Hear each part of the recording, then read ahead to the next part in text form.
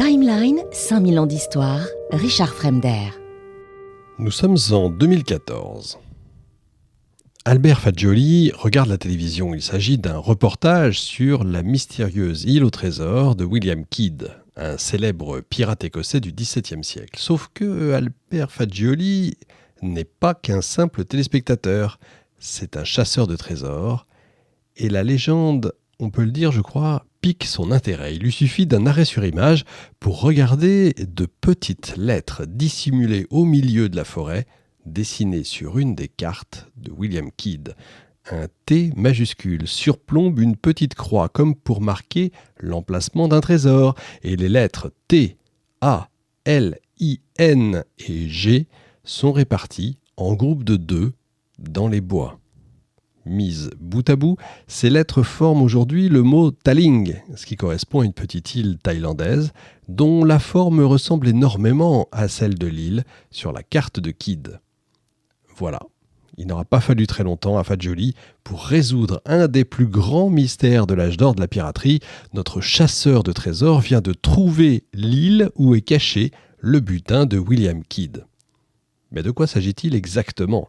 Les premières réelles mentions de William Kidd apparaissent en 1672 lorsque, déjà majeur, il s'engage dans la marine royale britannique pour prendre part à la Troisième Guerre contre la Hollande. En 1689, on retrouve de nouveau sa trace en tant que membre d'un équipage privé dans les Caraïbes. Kidd parvient cette année-là à réquisitionner un navire français qui l'emmène jusqu'en territoire anglais. Pour le récompenser, le gouverneur de la colonie britannique nomme Kidd capitaine du navire qu'il baptise Blessed William. Dès lors, Kidd est chargé de défendre l'île anglaise contre les larcins français qui arpentent les mers. En échange, notre capitaine se voit accorder le droit de piller les marchandises des bateaux qu'il intercepte. En d'autres termes, William Kidd est tout simplement officiellement autorisé à piller les mers en toute légalité. Le voilà corsaire. Mais évidemment, ces aventures ne sont pas de tout repos. Il commence par perdre le Blessed William après une mutinerie soudaine, comme souvent de son équipage. Kidd avait été en fait encouragé par la couronne à joindre ses forces à un escadron anglais pour attaquer des navires de guerre français. Sauf que sa mission est jugée bien trop dangereuse par l'équipage du corsaire, qui décide tout simplement de voler le navire arrimé à un port pour la nuit.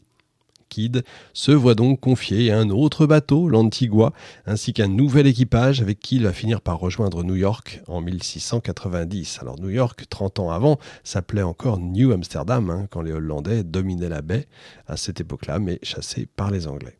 5 ans plus tard, alors qu'il continue ses aventures sur les mers, notre corsaire est approché par un compatriote écossais et confident du roi Guillaume III.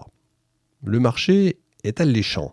Kidd pille les navires de l'océan Indien et reçoit en échange une commission royale qui correspond au plus haut degré de protection pour un corsaire comme lui.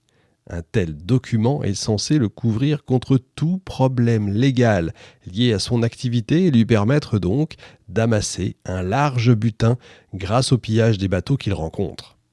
D'après le marché proposé, le butin reviendrait ensuite pour 15% à Kidd et son équipage, alors que le reste serait réparti entre le Trésor britannique et les différents bailleurs de fonds indépendants qui financent le projet. Évidemment, Kidd accepte.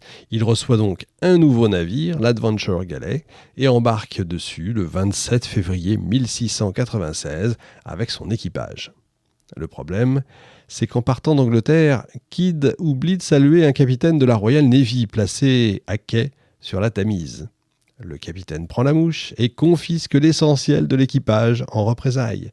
Et c'est comme ça que les réels ennuis commencent pour notre corsaire. Forcé de faire une escale à Plymouth pour élargir ses rangs, il perd un temps considérable sur le délai qui lui a été accordé, alors que son contrat stipule qu'il doit livrer un butin conséquent aux bailleurs de fonds et à la couronne en mars 1697.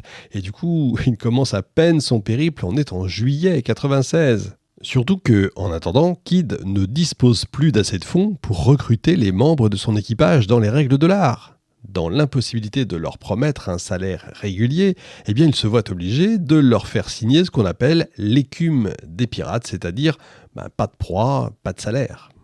À la commission, on dirait aujourd'hui. Désormais, Les actes de pillage de l'équipage de Kidd ne sont plus simplement motivés par leur contrat de corsaire, il s'agit simplement de piller pour survivre.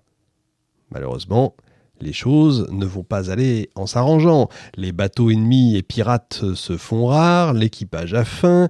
Kidd, petit à petit, est contraint d'attaquer n'importe quel navire qui ne soit pas anglais, même s'il s'agit d'alliés de la couronne. Et c'est comme ça que notre corsaire se transforme en pirate. Alors pour sa défense, de toute façon, c'est très difficile de repérer l'allégeance d'un navire au premier coup d'œil, d'autant plus que si l'abordage a déjà commencé, c'est compliqué de revenir en arrière, bien évidemment. Le problème réside en fait du côté des navires marchands qui décident souvent, pour se protéger de la menace continuelle des pirates, d'arborer n'importe quel drapeau avec lequel, ils se sentent le plus en sécurité. Évidemment, ça rend la véritable identité d'un navire souvent impossible à déterminer. Pas étonnant donc que William Kidd, chargé par le gouverneur de nettoyer les eaux des pirates et des ennemis de la couronne, ne se trompe régulièrement de proie et attaque des innocents. L'excuse est bonne, vous me direz, mais tout le monde ne le voit pas sous cet œil. En 1699, alors qu'il retourne à Boston pour rencontrer son protecteur et son financier, Kidd se fait arrêter et transférer en Angleterre, où il va devoir être jugé pour acte de piraterie. Son procès commence, on est le 8 mai 1701, sa sentence est vite prononcée, vous vous en doutez, il est condamné à mort, à être pendu. Dans un dernier souffle d'espoir, il décide quand même d'écrire au Parlement, lui proposant en échange d'une grâce de conduire un équipage à un endroit des Indes où il aurait caché, je cite, des marchandises et un trésor d'une valeur de 100 000 livres. Une somme pareille correspondrait aujourd'hui à environ 10 millions d'euros. Sauf que sa tentative échoue, il est pendu le 23 mai 1701, à marée basse comme on dit. Le mystère reste donc entier. Est-ce qu'il a tenté un dernier coup de bluff quand il a senti sa fin arriver, ou est-ce qu'il disait la vérité à propos du trésor ? La vie de William Kidd est un exemple parfait en fait de la condition de pirate au XVIIe siècle et résume plutôt assez bien tous les tenants et aboutissants de la piraterie en général. Il y a d'abord le parcours incongru de notre capitaine qui commence ses périples maritimes en tant que soldat de la couronne avant de devenir corsaire et de finir pirate. Un tel développement, finalement, n'a rien d'étonnant. Malgré ce qu'on peut voir dans les œuvres de fiction, la piraterie est très loin d'être une vocation pour des hommes fougueux à la recherche d'aventure et de liberté. En fait, il s'agit d'une manière comme une autre de gagner sa vie dans un monde où le commerce maritime prospère et où les guerres éclatent à peu près tous les quarts d'heure. Il en va de même pour les fameuses îles au trésor qui ont fait rêver des centaines de générations. En fait, il est très peu probable que les butins des pirates soient enterrés sur des îles désertes, comme le suggèrent la plupart des œuvres de fiction qui traitent du sujet. En réalité, les prises des forpents sont rarement constituées d'or et de bijoux. Quel bateau, en effet, irait objectivement s'aventurer sur les mers avec une telle cargaison ? À la place, il s'agit plutôt d'esclaves, de nourriture, de marchandises telles que du tissu, des épices, des matériaux relativement communs.